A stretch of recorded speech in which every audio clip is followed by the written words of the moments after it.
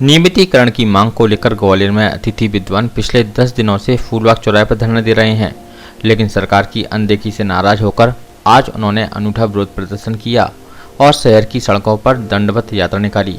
अतिथि विद्वानों की मांग है कि सरकार उन्हें नियमित नहीं कर सकती है तो उन्हें इच्छा मृत्यु की अनुमति तो प्रदान कर दे।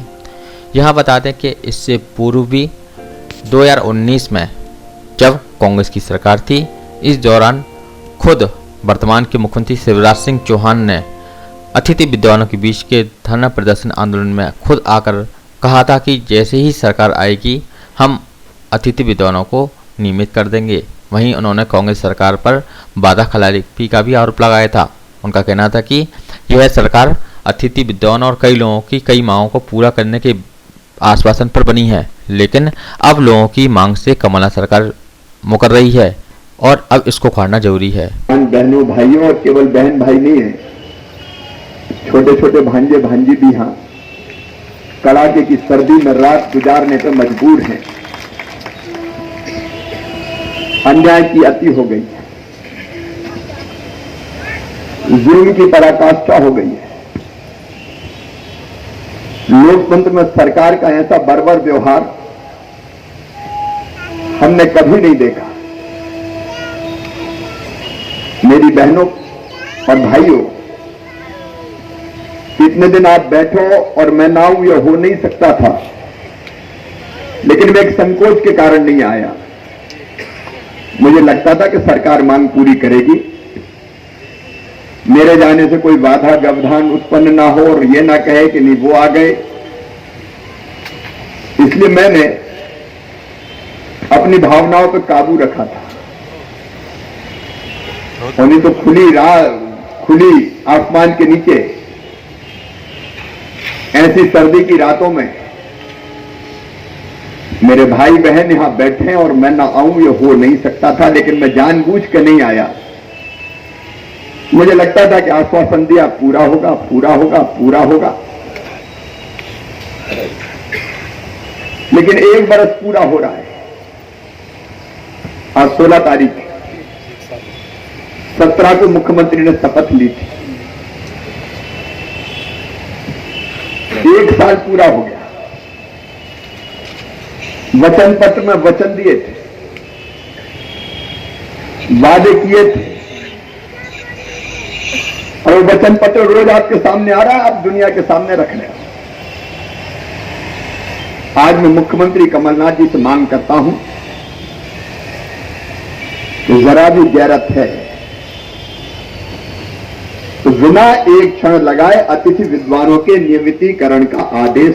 आज इस सरकार को बने भी 2 साल से ऊपर हो चुके हैं, लेकिन अब तक शिवराज सिंह चौहान ने इस संबंध में कोई कार्रवाई नहीं की है। ऐसे में अतिथि विद्वान अपने आप को ठगा सा महसूस कर रहे हैं और यही कारण है कि अब वे इच्छा मृत्यु की मांग की अनुमति तक पर आ चुके हैं। ऐसे में अब उनकी मांग कितनी पूरी हो पाती है, यह तो देखने वाली बात होगी। देखिए हमारे संवाददाता की यह खास खबर।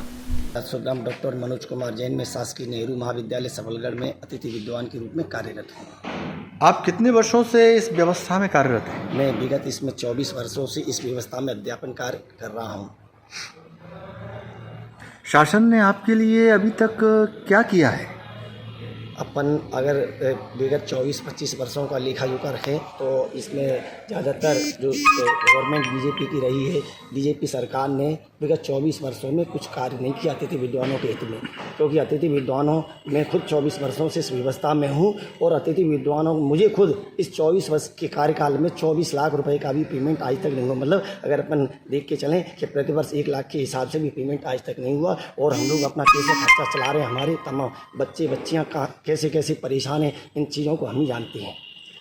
और शासन ने हमारे लिए अभी तक कुछ नहीं किया। टच से मत जो व्यवस्था 24 वर्ष से 25 वर्षों से चली आ रही, वही व्यवस्था आज है। प्रदर्शन कर रहे हैं, क्या पूरी मांग है और कहाँ तक हम अतिथि विद्वान हैं जो शासकीय महाविद्यालयों में पढ़ाते हैं।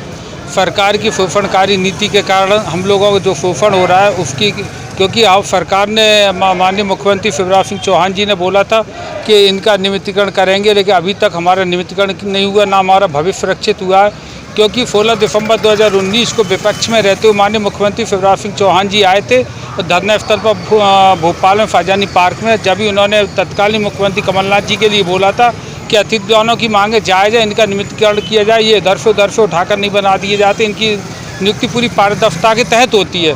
अब मान लीजिए आपकी सरकार है, आप हमारी तरफ ध्यान ही नहीं दे रहे हो, इसलिए हमको मजबूरी में ही आज दंडवत करते हुए भगवान मंफापुर हनुमान जी तक हमने यहाँ से अपने धरना स्थल फूलबाग से मंफापुर हनुमान जी पड़ाव पुल तक दंडवत करते हुए जा रहे हैं, पर भरते हुए जा रहे हैं, जिससे कि माननीय मुख्यमंत्री शिवराज सिंह चौहान जी के कानों तक हमारी आवाज़ पहुँचे। क्योंकि हम 10वां दिन है आज, हमारा माननीय मुख्यमंत्री जी हमारी बात ही नहीं सुन रहे हैं, ना माननीय सिंधिया जी सुन रहे हैं। सिंधिया जी ने बोला था टीकमगढ़ की सभा में कि इनका नियमितीकरण का जो मुद्दा है अगर सरकार ने नहीं मानी तो, क्योंकि वो कांग्रेस में थे, उसी समय उन्होंने बोला था कि हम इनके साथ में सड़कों पर उतरेंगे, इनकी ढाल भी बनेंगे, तलवार भी बनेंगे। लेकिन मान लीजिए खुद तो आप मंत्री बन के केंद्र में पहुंच गए, लेकिन अतिथि विद्वान अभी भी सड़कों पर ही हैं। आपके नगर में हम आंदोलन कर रहे हैं और हमारी शांतिपूर्ण तरीके से धरना आंदोलन कर रहे हैं। हमारी एक ही मांग है नियमितीकरण की। हम 45 अतिथि विद्वान हैं जिसका आप नियमितीकरण करें, जल्द से जल्द इस विषय में फैसला लें। माननीय मंत्री मोहन यादव जी बोलते हैं कि हम पीएफसी कराएंगे। पीएफसी के आपको अदर स्टेट वालों को ही नौकरी देने में अच्छा लगता है। पहले भी 2017 में भी आपने मध्य प्रदेश के युवाओं का भविष्य बर्बाद कर दिया था। अगर हुआ तो आप हमें इच्छा मृत्यु दे दो, हमारे पास और कुछ नहीं है लेने के लिए, अब आप हमें इच्छा मृत्यु दो। यही हम माननीय मुख्यमंत्री जी, माननीय सिंधिया जी से यही हमारी मांग है। जय हिंद, जय भारत। मैं डॉक्टर सुरजीत भदौरिया, प्रदेश अध्यक्ष अतिथि विद्वान नियमितीकरण संघर्ष मोर्चा।